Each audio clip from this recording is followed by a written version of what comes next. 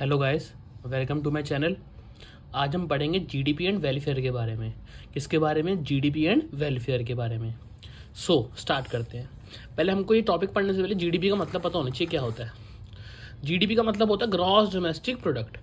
एक देश में एक, जैसे इंडिया ही मान लो, इंडिया के अंदर अंदर जितने भी हमारे एक साल के अंदर गुड्स एंड सर्विसेज की प्रोडक्शन हो रही है, ठीक है, उसी का सारा के सारे प्रोडक्शन को ही हम जीडीपी के नाम से जानते हैं। कि मतलब कि एक साल में हमारी डोमेस्टिक टेरिटरी के अंदर कितना गुड्स एंड सर्विसेज का प्रोडक्शन हुआ, उसी को बोलते हैं जीडीपी। हमेशा जीडीपी को हम एक रियल जीडीपी से डिनोट तो नहीं करते, एक तरीके से बोल सकते हैं कि जो रियल जीडीपी होता है वही इंडेक्स होता है बेस्ट, जो लोगों का वेलफेयर कराता है।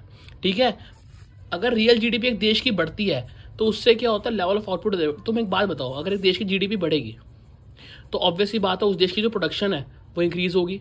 ठीक है, प्रोडक्शन इंक्रीज होगी तो बंदों की इनकम बढ़ेगी, बंदों के पास अवेलेबल होंगे goods and services every time, हर वक्त। जैसे कि एग्जांपल देखो, पाकिस्तान की जीडीपी जो है काफ़ी ज़्यादा नीचे गिरी हुई है। इसीलिए नीचे गिरने की वजह से जो उनके देश में जो गुड्स एंड सर्विसेज की अवेलेबिलिटी है काफ़ी ज़्यादा कम है। क्यों? क्योंकि वहाँ की जो रियल जीडीपी है काफ़ी ज़्यादा कम है। तो जीडीपी बढ़ने का कारण क्या हो सकता है, मतलब जीडीपी जब बढ़ती है तो उस कारण से देश की अवेलेबिलिटी बहुत अच्छी हो जाती है गुड्स एंड सर्विसेज के अंदर। तो लिखा भी हुआ है, when the real GDP is increase the level of output is also increase, greater availability of goods and services पर पर्सन, हायर इनकम हो जाती है और हायर लेवल ऑफ वेलफेयर भी बढ़ेगा। तो ये तो जीडीपी हो गया। बट हमको पढ़ना है कि जीडीपी और वेलफेयर कैसे कैसे अलग है। ये तो जीडीपी के बारे में थोड़ा बहुत हो गया। अब हम क्वेश्चन कैसा बनता है, कुछ लिमिटेशन समझाइए, कुछ बुराइयां समझाइए कि जीडीपी और वेलफेयर कैसे अलग अलग है। मतलब जीडीपी के अंदर कौन सी चीजें इंक्लूड नहीं करी जाती। एक तरीके से इसको ऐसे भी बोल सकते हैं। तो पहला पॉइंट हो गया डिस्ट्रीब्यूशन ऑफ इनकम। एक बात बताओ, एक कंपनी में उसका मालिक भी काम कर रहा है, उसके मैनेजर भी काम कर रहा है, उसके एम्प्लॉयज़ भी काम कर रहे हैं, एक झाड़ू वाला भी एक काम कर रहा है। तो क्या सबकी इनकम इक्वल कर दूं? ऐसा तो नहीं होता। अब हर बंदे की अगर इनकम इक्वल हो जाएगी तो ऐसे तो जीडीपी इसको मेजर ही नहीं कर पाएगी, क्योंकि सब अपनी औकात के अनुसार लगे पड़े हैं कंपनी के अंदर। मतलब सब, कहने का मतलब ये है, सब अपनी एक मेहनत के अकॉर्डिंगली लगे पड़े हैं, तो इनकम भी तो अलग अलग होगी सबकी। तो इसीलिए हम इसको जीडीपी में इंक्लूड नहीं करते। तो इसके अंदर क्या हो गया, डिस्ट्रीब्यूशन ऑफ इनकम का पॉइंट आ गया। If distribution of income become unequal, सबको इक्वल इनकम तो दे नहीं सकते, तो इसलिए इनकम अनइक्वल रहती है, किसी की इनकम बराबर नहीं हो सकती। इसलिए डिस्ट्रीब्यूशन ऑफ इनकम भेदभाव हो जाता है इस इनकम के अंदर। इसलिए जीडीपी भेदभाव को, मतलब कि अनइक्वल डिस्ट्रीब्यूशन को इंक्लूड नहीं करता। देन जीडीपी ग्रोथ फेल्स, इससे जीडीपी जो होती है वो फेल हो जाती है to reflect rise in social welfare. इससे वेलफेयर तो नहीं हो रहा। देखो, अब वो बंदे अलग अलग इनकम में है, एक बंदा 10,000 कमा रहा है, एक बंदा लाख रुपए कमा रहा है। भाई कुछ तो बात होगी, जब तो वो बंदा लाख रुपए कमा रहा है, तो इसलिए हम इक्वल इनकम नहीं कर सकते उसके अंदर। इंडिया के अंदर ज़्यादातर इसलिए होता है क्योंकि इंडिया के अंदर जो हमारी इनकम होती है काफ़ी ज़्यादा भेदभाव से बांटी जाती है, इसलिए जो भुखमरी ज़्यादा इंडिया के अंदर बढ़ती है। तो ये पहले लिमिटेशन हो गया जीडीपी का, क्या, डिस्ट्रीब्यूशन ऑफ इनकम, की इनकम को हम प्रॉपरली वे में नहीं बांट सकते और ना ही बढ़ती है, बिकॉज ऑफ जीडीपी इसके अंदर, इस जीडीपी इसको इंक्लूड नहीं करती। पहला पॉइंट हो गया डिस्ट्रीब्यूशन ऑफ इनकम।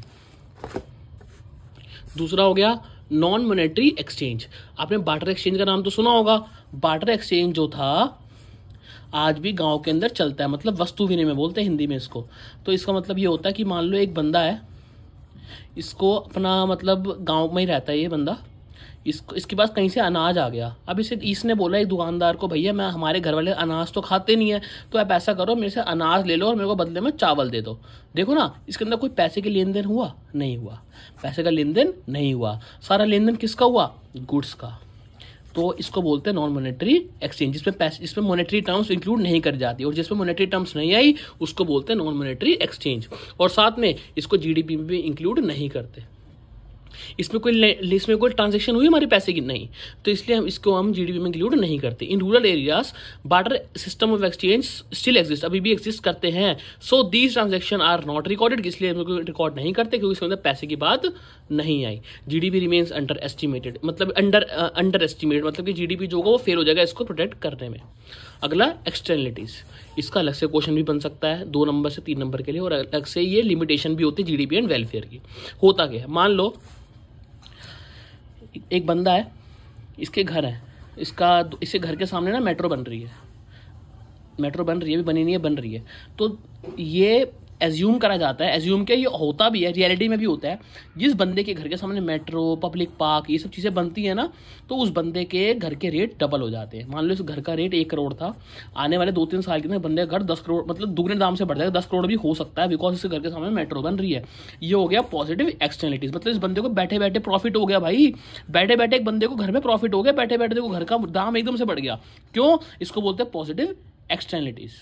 ये बोलते हैं नेगेटिव। अब इस बंदे को मेट्रो से कुछ नेगेटिव भी चीज़ें हो रही होंगी, जैसे कि इसको बंदे को मतलब जाम लग रहा होगा, उस मतलब रास्ते में काफ़ी ज़्यादा रुकावटें भी हो रही होंगी मेट्रो से, धूल मिट्टी, पोल्यूशन, दिक्कतें, शोर शराबा पूरे दिन, इसको बोलते हैं नेगेटिव एक्सटर्नलिटीज।